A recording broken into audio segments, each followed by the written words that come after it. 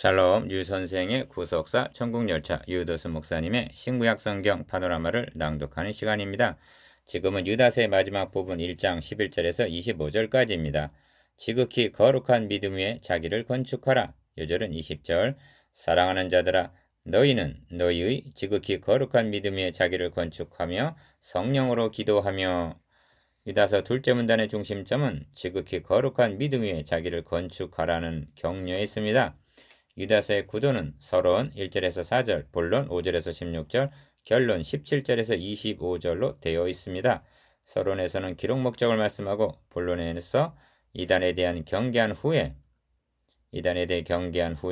결론에 이르러 적용을 시키고 있는데, 사랑하는 자들아 너희는 지극히 거룩한 믿음 위에 자기를 건축하라 20절, 하나님의 사랑 안에서 자기를 지키라 21절 하고 격려를 합니다. 이것이 믿음의 도를 위하여 힘써 싸우는 일이기도 합니다. 그리고 너희로 그 영광 앞에 흠이 없이 즐거움으로 서게 하실 자에게 24절 송영을 돌림으로 마치고 있습니다. 그리스도인들의 최종 목적지는 영광 앞에 서는 것입니다.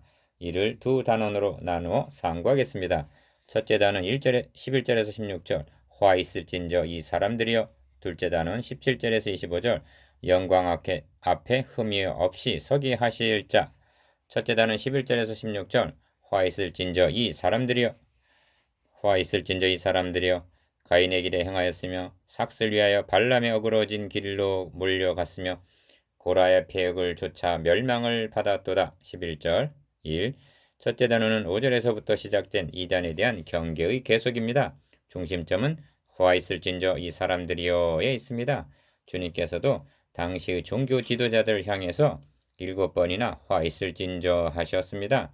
하나님께서는 아브라함에게 언약을 세워주시기를 너의 씨로 말미암아 천하 만민이 복을 얻으리라 하고 창세기 22장 18절 복을 받게 될 것을 말씀하셨습니다. 그런데 어찌하여 이 사람들은 화를 받게 된단 말인가? 복음을 부인하고 바꾸고 4절 영광을 회방하기 때문입니다. 8절 2. 유다는 구속사에서 일어났던 격길들을 들어서 이를 정죄합니다. 기억 가인의 길에 행하였으며 합니다. 가인과 아벨은 함께 예배를 드리던 형제였습니다. 그런데 가인의 길로 행했다 하고 그가 정도를 버리고 다른 길로 빠졌음을 가리킵니다. 성경에는 두 길만이 있을 뿐입니다. 하나는 여자의 후손이요, 다른 길은 뱀의 후손의 길입니다. 이처럼 두 길로 갈라지게 된 비극적인 일은 인류의 시조의 범죄로 말미암은 것인데, 믿음으로 아벨은 히브리서 11장 4절 여자의 후손의 길로 행한 반면 가인은 원복음을 믿지 아니하므로 뱀의 후손의 길로 간 것입니다. 그런데 거짓 선생들이 그 길을 추종하고 있다는 것입니다. 니은 삭슬 위하여 발람에 어그러진 길로 몰려갔으며 합니다. 11절 중반절 여기서도 어그러진 길이라 합니다.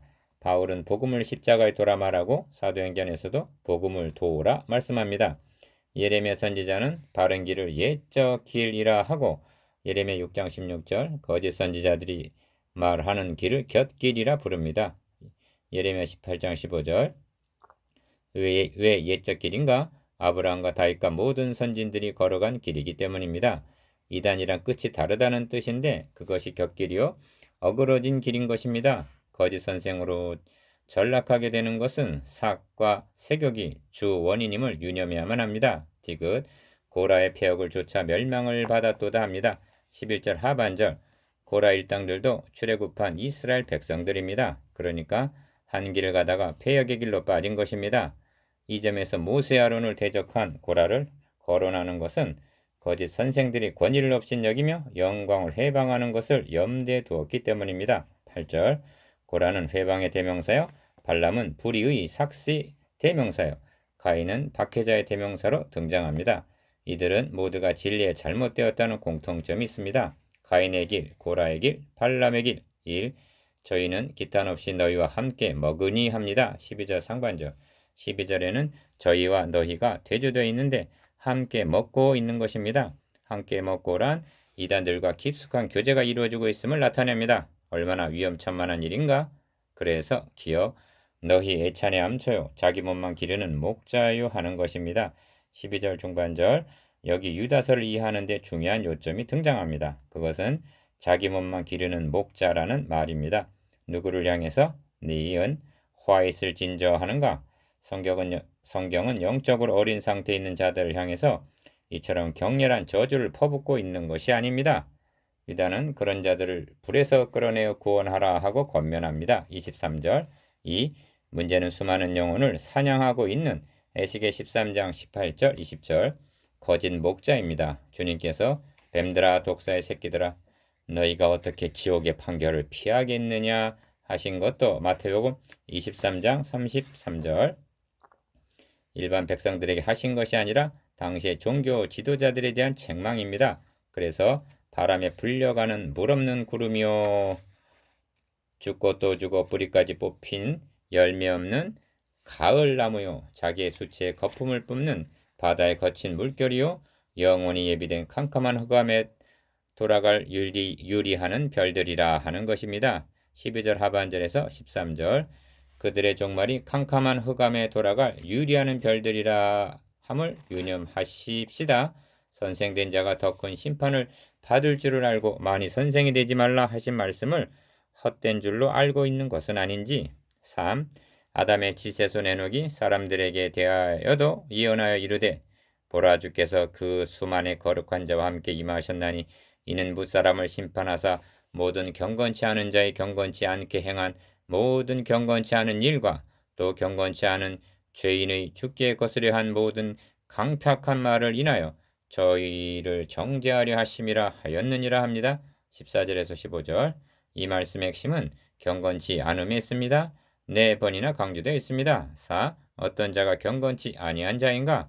이 사람들은 기역, 원망하는 자, 니은, 불만을 토하는 자, 디귿, 그 정욕대로 행하는 자, 리을, 그리고 그 입으로 자랑하는 말을 하는 자, 미음, 그러면서 아첨하는 자라 합니다. 16절 하나님께는 강팍하고 담대하고 사람에게는 비굴하고 아첨하는 자가 경건치 아니한 자입니다. 이렇게 하는 자가 거짓 선생입니다. 이런 사람이 화가 있다는 말씀입니다. 둘째 단원 17절에서 25절 영광 앞에 흠이 없이 서게 하실 자 능히 너희를 보아사 거침이 없게 하시고 너희로 그 영광 앞에 흠이 없이 즐거움으로 서게 하실 자 24절 1. 둘째 단원의 중심점은 주의 영광 앞에 흠이 없이 서게 하실 자에 있습니다. 그리스도인들의 최종 목적지는 그날의 영광 앞에 서는 일입니다.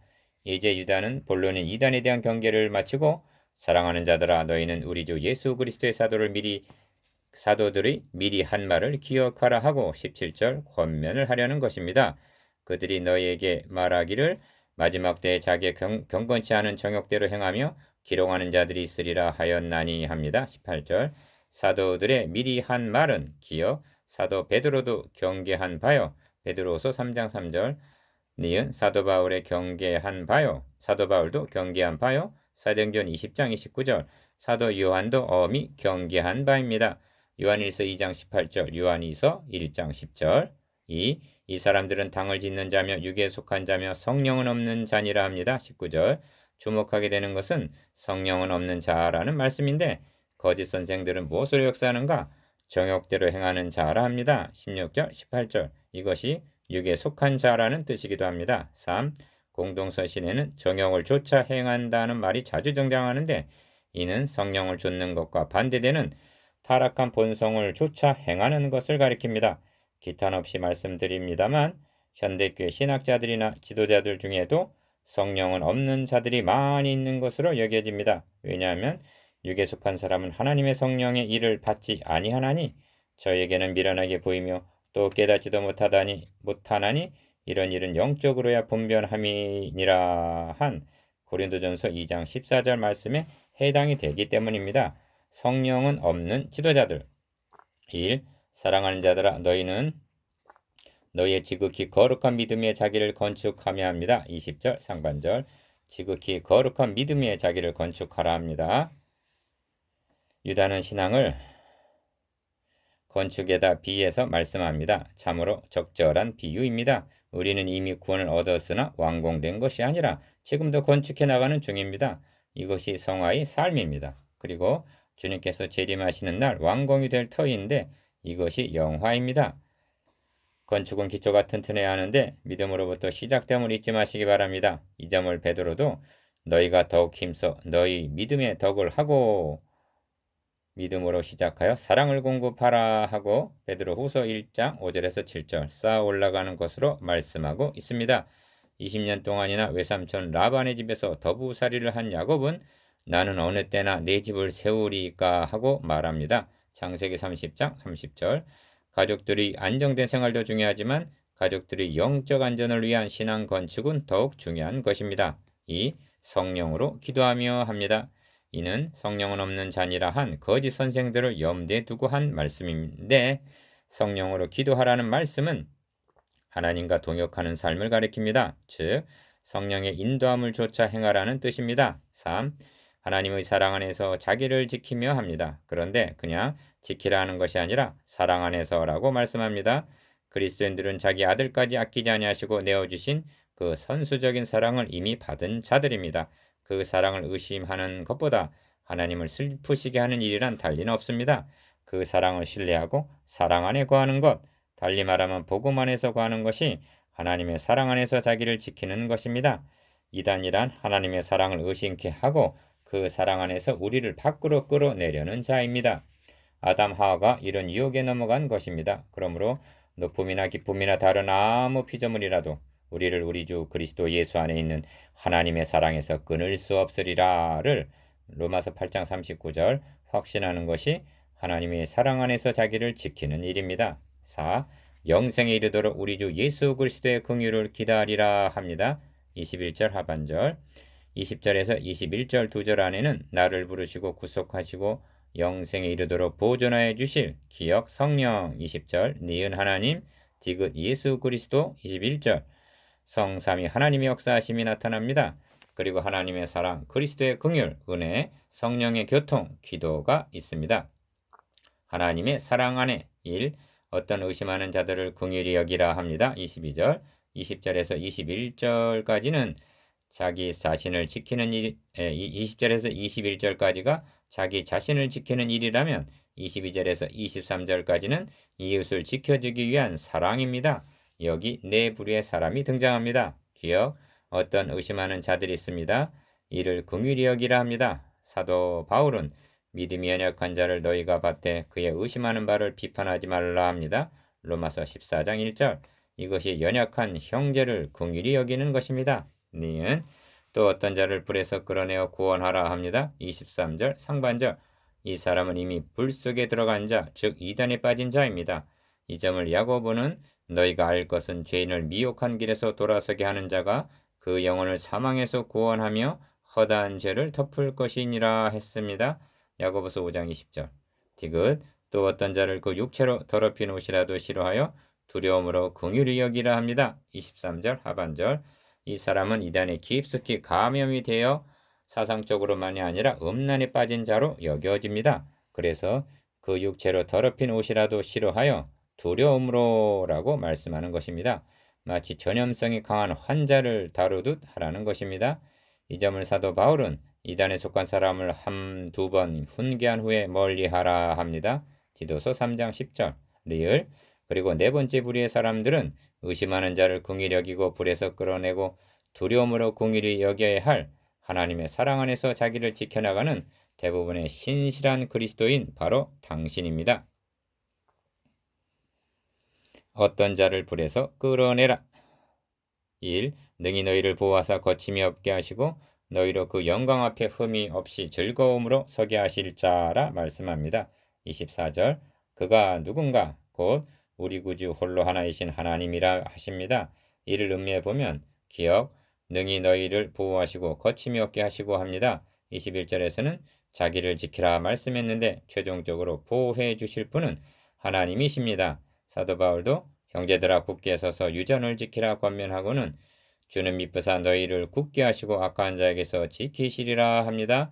데살로니가 후서 2장 15절 3장 3절 니은 너희로 그 영광 앞에 흠이 없이 즐거움으로 서게 하실 자라 합니다. 24절 하반절 이를 위해서 하나님은 자기 아들을 화목제물로 내어 주셨습니다.